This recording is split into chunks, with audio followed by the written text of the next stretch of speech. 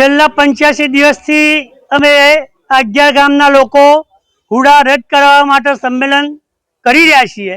અમે 85 કિલોમીટરની પદયાત્રા કરી અને શનિવારે સરદાર પટેલના સ્ટેચ્યુ આગળ એનું વિસર્જન કર્યું। સરકારના નેતાઓ, સાબરકાંઠાના રાજકારણીઓ મારી વાત ખુલ્લીને સમજી લેજો કે તમે જે પેતરા રચી રહ્યા છો કે ધીરજ ધર્મા, ઉત્સવ પટેલ, ગોકુળ પટેલ અને બિરેન પટેલને જેલમાં ગાલવાના। તમારા જેલમાં ગાલવા હોય તો કાલે સવારમાં મને ગાલી દેજો, પણ એટલું યાદ રાખી લેજો કે આ જિલ્લો ભડકે ના ભરે। અમે અમારા હક માટે લડીએ છીએ। તમે મફતનું ખાવા માટે ટેવાયેલા છો, અમે મજૂરીનું ખાવા માટે ટેવાયેલા છીએ, તો શા માટે અમને આટલા હેરાન કરો છો? હુડા હટાવવાથી અમારા હજારો ખેડૂતોની જમીન બચે છે। અમારા હજારો ખેડૂતો, નિર્દોષ ખેડૂતોને તમે ભોગ લઈ રહ્યા છો।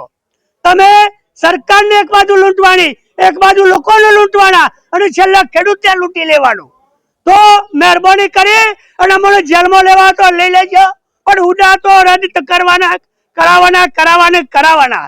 કેટલાક લોકો કહે છે કે તમે હુડા હટાવો તો અમે રાજીનામું લઈ દઈએ।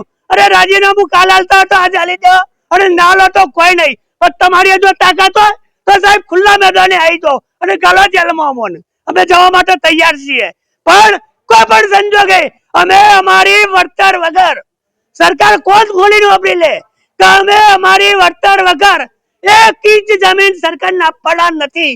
અમારા આ જિલ્લાના 5 શહીદો અમે આપ્યા છે 1987 અને આ 2025 51 નહીં 101 આલવા પડે તો અમે આપવા માટે તૈયાર છીએ, પણ અમે હુડાનું આંદોલન છોડવાના નથી। એટલે સરકારને મારી 2 હાથ જોડી અને નમ્ર વિનંતી છે કે કેટલાક લોકો બહારથી પીએમઓની ફોન કરાવું, અને ઘેર ઉકા ફોન કરો પીએમઓ, આમ ખુલ્લા માળાઓમાં આવો તો મને ખબર પડે કે તમારી કેટલી તાકાત છે। એટલે સરકારને હું 2 હાથ જોડી અને વિનંતી કરું છું કે કોઈ પણ સંજોગે હુડા ટૂંક સમયમાં રદ કરે, નકર પરિણામ ઊંડું છે। ગુજરાત સરકાર દ્વારા હિંમતનગર તાલુકાના 11 ગામોમાં જે હુડાનો કાયદો લાવવામાં આવ્યો છે તે માટે 11 ગામના ખેડૂતો પાર્ટ 1નું આંદોલન પૂરું કરીને પાર્ટ 2ના આંદોલન તરફ આગળ વધી રહ્યા છે। પાર્ટ 2 આંદોલન એ જલદ કાર્યક્રમોથી ભરપૂર હશે, અને સરકારશ્રીને અમે એક વિનંતી અને એક મેસેજ આપવા માંગીએ છીએ કે સરકારશ્રી વહેલામાં વહેલી તકે હુડા રદ કરે અને અમારા આ આંદોલનને સહકાર આપે, નહીં તો પાર્ટ 2ની અંદર અમે હવે વધુ ઉગ્ર કાર્યક્રમો અને સમગ્ર જિલ્લાના, બંને જિલ્લાના ખેડૂતો અમે ભેગા થઈને ઉગ્ર આંદોલનો કરીશું, જે સરકાર નોંધ લે। આંદોલનના કાર્યક્રમો અમે હવે પછીથી જાહેર કરીશું, અને આંદોલનો ભૂતપૂર્વ આંદોલન કરતા વધુ ઉગ્ર હશે। દિનેશભાઈ કચરાભાઈ પટેલ, હડિયોલ।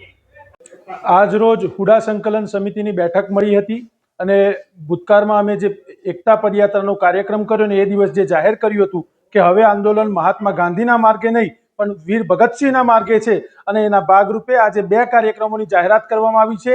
એમાં પહેલો કાર્યક્રમ અમારો હથિયાર માગવાનો, જમીન રક્ષણ અને પાક રક્ષણ માટે એક જોગવાઈ છે કે તમે હથિયાર મેળવી શકો છો, તો અમે જિલ્લા મેજિસ્ટ્રેટ સમક્ષ 1000 ખેડૂતો અમારી અરજી રજૂ કરવાના છીએ અને 1000 હથિયારના પરવાનો માંગવાની માગણી મૂકવાના છીએ। અને બીજો કાર્યક્રમ જે ભૂતકાળમાં અમે સ્થગિત કર્યો હતો એ કાર્યક્રમ ફરીથી હિંમતનગર બંધનું એલાન અમે જાહેર કરવા જઈ રહ્યા છીએ।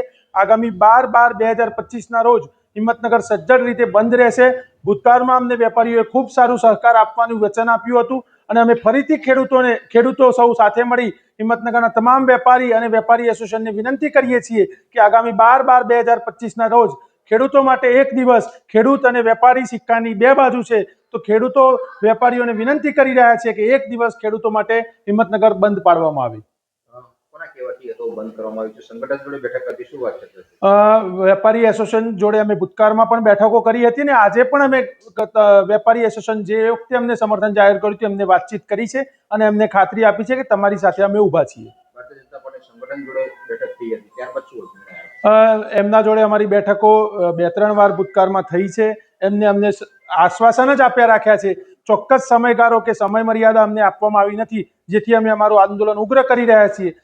ત્રણ મહિનાથી આંદોલન કરવા છતાં પણ ફક્ત આશ્વાસનો જ આપવાના હોય તો એનો કોઈ મતલબ નથી. અમારી હવે ખુલ્લી ચેતવણી છે કે હુડા રદનો કાગળ અમને જલ્દીથી આપી દો, નહીં તો અમે આનાથી પણ વધારે જલદ કાર્યક્રમો આપવાના છીએ. કયા પ્રકારનું આંદોલન હશે? હવે વીર ભગતસિંહનો માર્ગ અમે જાહેર કર્યો છે, એટલે વીર ભગતસિંહના માર્ગમાં તમામ ભગતસિંહના રસ્તે ચાલવાના છીએ. હવે ખેડૂતો માથે કફન બાંધીને નીકળી પડવાના છીએ.